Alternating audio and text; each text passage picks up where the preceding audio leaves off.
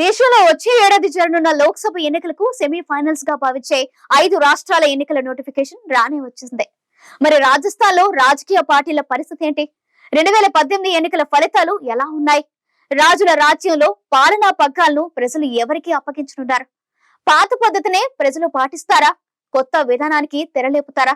అసలు రాజస్థాన్ లో హస్తం వర్సెస్ కమలం రాజకీయం ఎలా ఉండిపోతుంది? ఎవరి బలం ఏంటి? ఎవరి బలహీనతలు ఏంటి?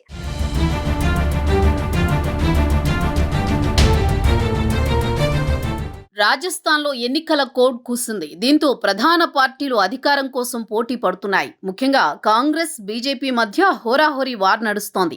మరోసారి అధికారం తమదేనని కాంగ్రెస్ చెబుతుంటే, మీ అవినీతే బీజేపీని గెలిపిస్తుందని కమలనాథులు చెబుతున్నారు. రాజస్థాన్ ఈసారి అసెంబ్లీ ఎన్నికల్లో 5,26,00,000 మంది ఓటర్లు కొత్త ప్రభుత్వాన్ని ఎన్నుకోనున్నారు.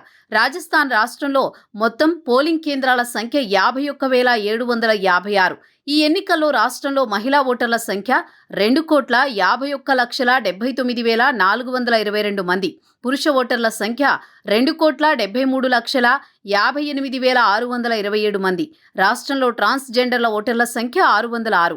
వికలాంగ ఓటర్ల సంఖ్య 5,61,000. అదే సమయంలో 80 ఏళ్లు పైబడిన ఓటర్ల సంఖ్య 11,78,000. 100 ఏళ్లు పైబడిన ఓటర్ల సంఖ్య 17,241గా ఉంది. ఈసారి రాజస్థాన్లో మొదటిసారి 22,04,000 మంది ఓటర్లు ఓటు హక్కు వినియోగించుకోనున్నారు. ఈ ఎన్నికల్లో 18 నుంచి 39 ఏళ్ల మధ్య వయసున్న 2,73,00,000 మంది యువ ఓటర్లు ఎన్నికల్లో కీలక పాత్ర పోషించనున్నారు. సర్వీస్ ఓటర్ల సంఖ్య 1.41 లక్షలు. రాజస్థాన్లో 5 ఏళ్లలో ఓటర్ల సంఖ్య 48,91,000 పెరిగింది. అదే సమయంలో 18,05,000 మంది ఓటర్లు ఇంటింటికి ఓటు వేసే సదుపాయాన్ని ఆప్షన్గా ఎంచుకున్నారు. రాజస్థాన్లో నవంబర్ 25న ఓటింగ్ జరగనుండగా ఫలితాలు డిసెంబర్ 3న ప్రకటించబడతాయి. దీనికి ముందు ఎన్నికల స్కెడ్యూల్ ప్రకారం అక్టోబర్ 30న రాష్ట్రంలో గెజిట్ నోటిఫికేషన్ చేయబడుతుంది. ఆ తర్వాత నవంబర్ 6 వరకు నామినేషన్లు దాఖలు చేయవచ్చు. నవంబర్ 7న నామినేషన్ పత్రాల పరిశీలన పూర్తవుతుందని, నవంబర్ 9వ తేదీలోగా నామినేషన్లను ఉపసంహరించుకోవచ్చు. ఇక డిసెంబర్ 3న ఓట్ల లెక్కింపు జరగనుంది. రాజస్థాన్ అసెంబ్లీలో మొత్తం 200 సీట్లు ఉండగా ప్రస్తుతం కాంగ్రెస్కు 108, మిత్రపక్షమైన ఆర్ఎల్డీకి 1 సీటు ఉంది. 12 మంది స్వతంత్రులు సైతం అధికార పక్షానికి మద్దతుగా ఉన్నారు. ప్రధాన ప్రతిపక్షం బీజేపీకి 70 సీట్లున్నాయి. ప్రస్తుతం అసెంబ్లీకి 2024 జనవరి 17 వరకు గడువు ఉంది. రాజస్థాన్లో గత అసెంబ్లీ ఎన్నికల్లో కాంగ్రెస్ పార్టీ 99 సీట్లు గెలుచుకోగా, బీఎస్పీ నుంచి గెలిచిన 6 సభ్యులతో పాటు స్వతంత్రుల మద్దతుతో అధికారంలోకి వచ్చింది.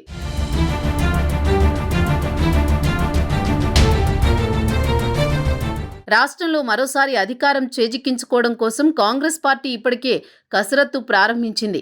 బీహార్లో కులగణన తర్వాత తమ రాష్ట్రంలోనూ కులగణన నిర్వహించేందుకు అశోక్ గెహ్లోట్ ప్రభుత్వం ఇటీవలే ఉత్తర్వులు జారీ చేసింది. రాష్ట్రంలో 14 లక్షల కుటుంబాలకు 500కే గ్యాస్ సిలిండర్ అందిస్తోంది. మరోవైపు రాష్ట్ర ప్రభుత్వం పార్టీ కలిసికట్టుగా పనిచేస్తే రాజస్థాన్లో బీజేపీని ఓడించగలమని సచిన్ పైలట్ ఇటీవలే అభిప్రాయపడ్డారు.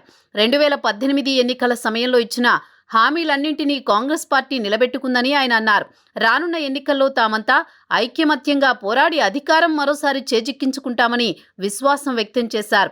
అయితే అశోక్ గెహ్లాట్, సచిన్ పైలట్ మధ్య ఉన్న అంతర్గత పోరును పూర్తిగా అధిష్టానం పరిష్కరిస్తే కాంగ్రెస్కు గెలుపు కష్టం కాకపోవచ్చు. మరోవైపు 5 ఏళ్లకోసారి ప్రభుత్వం మారడం ఆనవాయితీగా వస్తున్న రాజస్థాన్లో వచ్చే ఎన్నికల్లో అధికారం తమదేనంటున్న బీజేపీ కూడా కసరత్తు ప్రారంభించింది.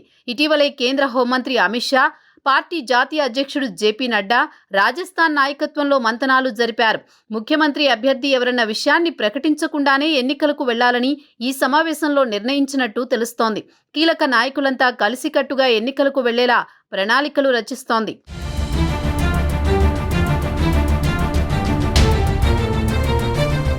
1993 తర్వాత ప్రతిసారి బీజేపీ, కాంగ్రెస్ పార్టీల మధ్య అధికారం మారుతూ వచ్చింది. ఇదే సెంటిమెంట్ కొనసాగితే కాంగ్రెస్ పై ప్రజా వ్యతిరేకతతో బీజేపీ అధికారంలోకి వచ్చే అవకాశం ఉంది. కాంగ్రెస్ నేతలు అశోక్ గెహ్లాట్, సచిన్ పైలట్ తమ విభేదాలు పక్కన పెట్టి పనిచేస్తే గెలిచే అవకాశం ఉంది.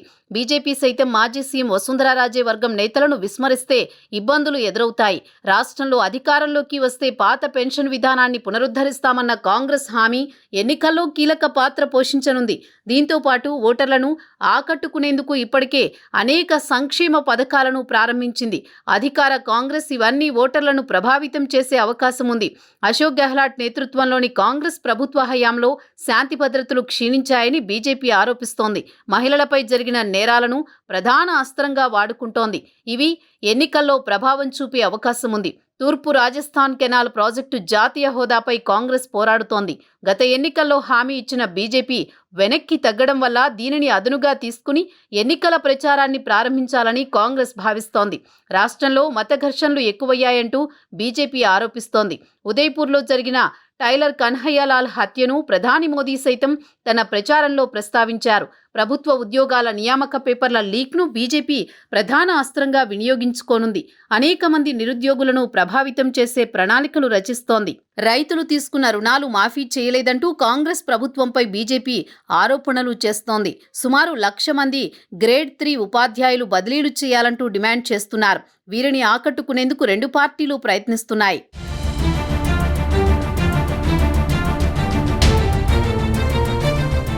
రాజస్థాన్ లో ఓటర్లను తమ వైపు తిప్పుకునేందుకు అధికార ప్రతిపక్ష పార్టీలు ఏ అవకాశాన్ని కూడా వదలడం లేదు. అశోక్ గెహ్లాట్ ప్రభుత్వం ఎన్నికల షెడ్యూల్ రిలీజ్ చేసే 2 రోజుల ముందు కీలక ప్రకటన చేసింది. కాంగ్రెస్ మళ్లీ అధికారంలోకి వస్తే కులగణన చేపడుతుందని ఈ నెల 7న ప్రకటించినంతే. దీంతో ఈ ప్రకటన అక్కడ రాజకీయ వర్గాల్లో తీవ్ర చర్చకు దారితీసింది. కులాల పద్ధతిలో మళ్లీ అధికారం చేజిక్కించుకోవాలని కాంగ్రెస్ వ్యూహాత్మకంగా వ్యవహరిస్తుంది. కులగణన చేస్తామన్న ప్రకటన ఎన్నికలపై ఎంత ప్రభావం చూపుతుంది, గెహ్లాట్ కు హెల్ప్ అవుతుందా లేదా అనేది కొన్ని అంశాలపై ఆధారపడి ఉంటాయి.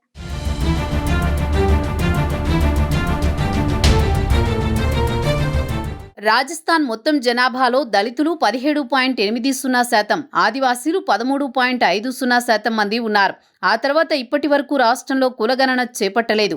2013, 2018లో centre for the study of developing societies చేపట్టిన సర్వే ప్రకారం రాజస్థాన్లో ఓబీసీలు సుమారు 35 నుంచి 40% ఉంటారని తేలింది. ఓబీసీ కేటగిరీలో జాట్లు 10% నుంచి 12% వరకు ఉంటారు. దళితుల్లోని జాతవ్ కమ్యూనిటీలో మెఘ్వాల్, బైర్వా సబ్ గ్రూప్లు 9% నుంచి 10% ఉంటారు. అప్పర్ క్యాస్ట్ గ్రూప్లోని రాజ్పుతులు 9%, బ్రాహ్మణులు 6% వరకు ఉన్నారు. స్కెడ్యూల్స్ ట్రైబ్స్ పాపులేషన్లో మీనస్సులు 50%, బిల్స్ 40% ఉన్నారు. రాష్ట్ర జనాభాలో మీనస్లు 6.50%, బిల్స్లు 5% దాకా ఉన్నారు. ఇక ముస్లింలు 9% ఉన్నారు. రాజస్థాన్లో 16% సీట్లు ఎస్సీలకు, 12% సీట్లు ఎస్టీలకు, ఓబీసీల కోసం 21% సీట్లు రిజర్వ్ చేశారు. అగ్రవర్ణాలతో పాటు ఈడబ్ల్యూఎస్ కోటా కింద 10% సీట్లు కేంద్ర ప్రభుత్వం కేటాయించింది. 2018లో గెహ్లాట్ ప్రభుత్వం మోస్ట్ బ్యాక్వర్డ్ క్యాస్ట్ కేటగిరీలో ఉన్న గుజ్జర్లు, బంజారాలు, గడియా లోహార్స్, రైకాస్తో పాటు గడియారీలకు 5% రిజర్వేషన్లు కల్పించింది. తర్వాత 2023 ఆగస్టులో కాంగ్రెస్ సర్కార్ ఎంబీసీలకు 6% రిజర్వేషన్ ఇచ్చింది. దీంతో మొత్తం రిజర్వేషన్లు 70%కి చేరాయి. నాన్ జాట్ ఓబీసీలు మొత్తం జనాభాలో 20%కి పైగా ఉన్నారు. రాజకీయంగా వీరే కాంగ్రెస్కు ఎంతో కీలకం. బీహార్, యూపీ లాంటి social justice based political history రాజస్థాన్కు లేదు.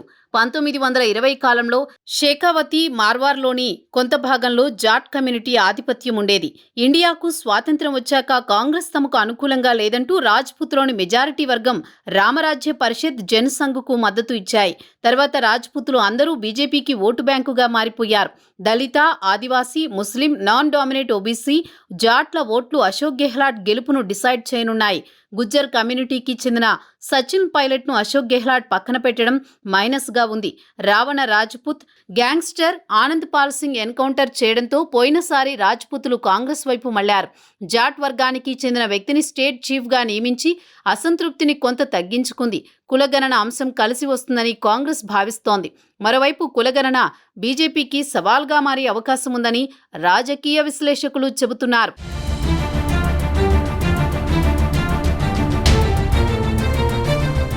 రాజస్థాన్ అసెంబ్లీ ఎన్నికల్లో బీజేపీ కొత్త వ్యూహాన్ని అమలు చేస్తుంది. కేంద్ర మంత్రులను, ఎంపీలను బీజేపీ బరిలోకి దింపుతుంది. అభ్యర్థుల తొలి జాబితాలోనే 7 ఎంపీలు ఉన్నారు. దీంతో రాజస్థాన్ రాజకీయం కొత్తగా మారిపోయింది. మరోవైపు స్వింగ్ స్థానాలపై ప్రధాన పార్టీలు ప్రత్యేక ఫోకస్ పెట్టాయి.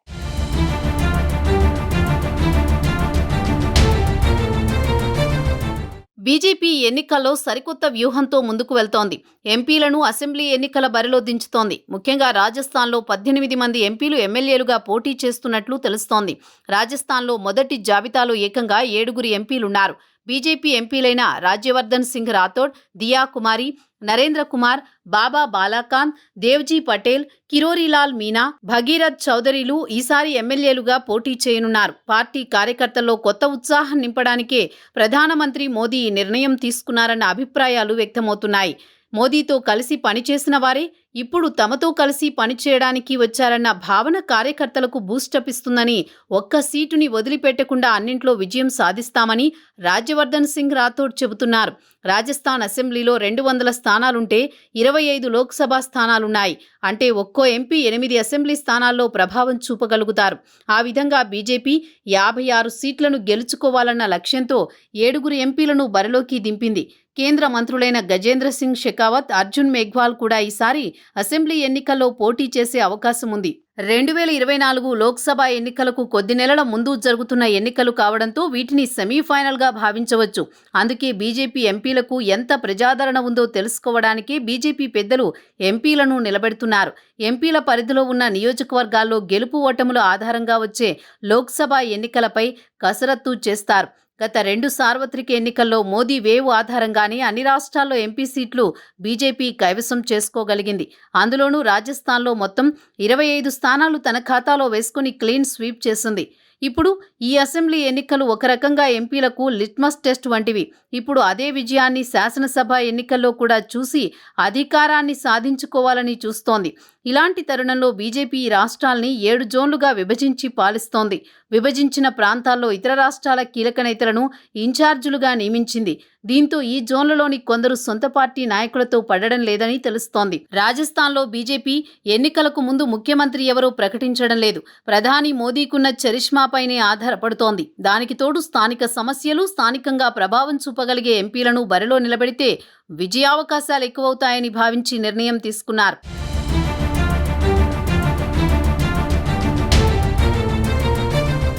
బీజేపీ తొలి జాబితాలో 7 ఎంపీలకు చోటు కల్పించడంపై అసమ్మతి భగ్గుమంది. విద్యాధర్ నగర్ నుంచి 3 సార్లు ఎమ్మెల్యేగా నర్పత్ సింగ్ రజ్వీ స్థానంలో ఎంపీ దియా కుమారికి టికెట్ ఇవ్వడంపై తీవ్ర అసంతృప్తి వ్యక్తమవుతోంది. మాజీ ఉపరాష్ట్రపతి బైరాన్ సింగ్ షెకావత్ అల్లుడు రజ్వీ కావడంతో రాజకీయంగా కలకలం రేగింది. సిట్టింగ్ ఎమ్మెల్యేని కాదని ఒక ఎంపీకి టికెట్ ఎలా ఇస్తారని రజ్వీ ప్రశ్నించారు. రాబోయే రోజుల్లో తన భవిష్యత్తు ప్రణాళిక వెల్లడిస్తానని స్పష్టం చేశారు. మరికొన్ని అసెంబ్లీ స్థానాల్లో వసుంధరా రాజే అనుచర వర్గానికి టికెట్లు ఇవ్వకపోవడంపై కూడా అసంతృప్త జ్వాలలు ఎగిసిపడుతున్నాయి. అసెంబ్లీ ఎన్నికల్లో గెలుపు లక్ష్యంగా ఎన్నికల్లో ఎంపీలను బాణాలుగా వదిలితే అవి లక్ష్యాన్ని ఛేదిస్తాయా అన్న అనుమానాలైతే వస్తున్నాయి. ప్రధానమంత్రి నరేంద్ర మోదీ, కేంద్ర హోంమంత్రి అమిత్ షాలకు రాజస్థాన్ మాజీ ముఖ్యమంత్రి వసుంధరా రాజే మధ్య ఎప్పుడూ సత్సంబంధాలు లేవు. అయినప్పటికీ ఆర్ఎస్ఎస్ అండదండలతో ఆమె తనకున్న స్థానాన్ని కాపాడుకుంటూ వస్తున్నారు. రాజస్థాన్లో వసుంధరా రాజే ఆమె వర్గీయులకు టికెట్లు తగ్గించారు. దీంతో రాజేకు చెక్ పెట్టడానికి బీజేపీ వ్యూహాత్మకంగా పార్టీ ప్రముఖుల్ని బరిలోకి దింపిందన్న విశ్లేషణలు వినిపిస్తున్నాయి.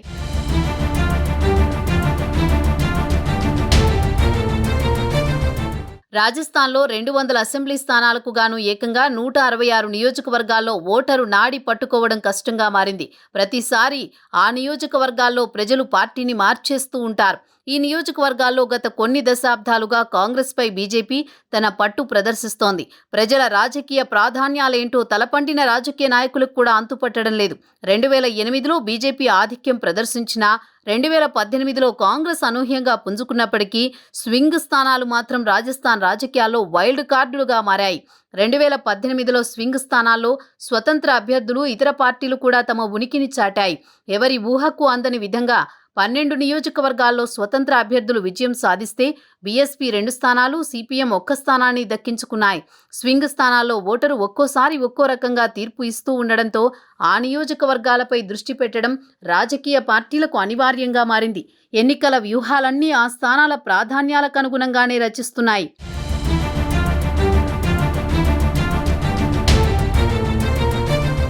ఆ నియోజకవర్గాల్లో ఓటర్లను ఆకట్టుకునేలా వ్యూహాలు రచించడం అత్యంత కీలకంగా మారింది. ఈ స్థానాల్లో వచ్చే ఫలితాలే రాష్ట్ర రాజకీయాలను మలుపు తిప్పుతుంటాయి. 2008, 2013, 2018 అసెంబ్లీ ఎన్నికల ఫలితాలను విశ్లేషిస్తే భారతీయ జనతా పార్టీ 28 నియోజకవర్గాల్లో వరుసగా నెగ్గుతూ వస్తోంది. కాంగ్రెస్ పార్టీకి 5 రాష్ట్రాల్లో వరుసగా విజయం సాధిస్తూ వచ్చింది. 2008లో స్వింగ్ నియోజకవర్గాల్లో కాంగ్రెస్, బీజేపీ పోటాపోటీగా నిలిస్తే 2013 ఎన్నికల నాటికి బీజేపీ పూర్తిగా తన పట్టు బిగించింది. ఇంచుమించుగా క్లీన్ స్వీప్ చేసింది. గత ఎన్నికల నాటికి కాంగ్రెస్ మళ్లీ పుంజుకున్నప్పటికీ స్వతంత్ర అభ్యర్థులు అధికంగా విజయం సాధించడం చూస్తుంటే ఓటర్లు స్థానిక అంశాలకే అధిక ప్రాధాన్యమిస్తున్నారన్న విశ్లేషణలు వినిపిస్తున్నాయి. దీంతో కాంగ్రెస్, బీజేపీ ఈసారి ఈ స్వింగ్ స్థానాల్లో పట్టు బిగించి కింగులా మారాలని తహతహలాడుతున్నాయి. ఇన్ని సవాళ్ల మధ్య ఎవరు విజయం సాధిస్తారో అనేది ఆసక్తిగా మారింది. చూడాలి మరి ముందు ఇంకా ఎలాంటి పరిణామాలు చోటు చేసుకుంటాయో. ఇదే వాటి స్పెషల్ ఫోకస్. చూస్తూనే ఉండండి ఐ న్యూస్.